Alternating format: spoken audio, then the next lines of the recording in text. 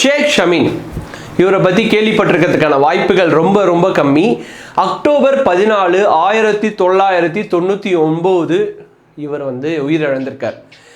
உயிர் எப்படி இறந்திருக்கார் அப்படின்றது தான் இந்த இடத்துல ஒரு முக்கியமான விஷயம். பாகிஸ்தான் ஆர்மி நம்ம இந்தியாவோட ஒரு பர்சன், இவர் பர்சன் சொல்கிறத விட இவர் ரா ஏஜென்ட், ஸ்பையாக ஒர்க் பண்ணியிருக்காரு அப்படின்னு சொல்லி கைப்பற்றியிருக்காங்க.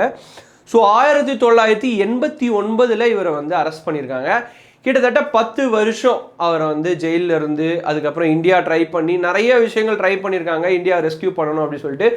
பட் அவர் கையில் அவர் ரெட் ஹேண்டடாக மாட்டியிருக்காரு. பார்டரில் ரேடியோ மாதிரி விஷயம் வச்சுட்டு நிறைய தகவல் பரிமாற்றம் பண்ணியிருக்காரு. ஸோ அதனால தான் அவரை நாங்கள் அரெஸ்ட் பண்ணி இப்போ அவரை சென்டென்ஸ் டு டெத்து அப்படின்னு சொல்லி 1999 அக்டோபர் 14 அவர் பாகிஸ்தான் கவர்மெண்ட் ஒரு இந்தியன் அவர்களை தூக்கு தண்டனை கொடுத்து கொண்டு இருக்காங்க.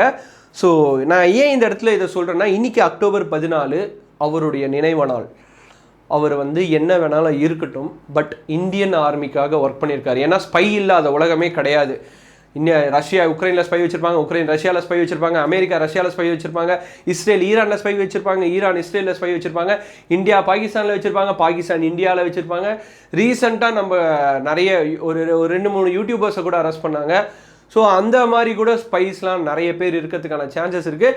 பட் நம்மளுக்காக ஏதோ ஒரு நல்ல விஷயமோ கெட்ட விஷயமோ பண்ண போய் அவர் மாட்டிக்கிட்டு இறந்ததை இந்த நாளில் நம்ம நினைவுக்கு ஆகணும்.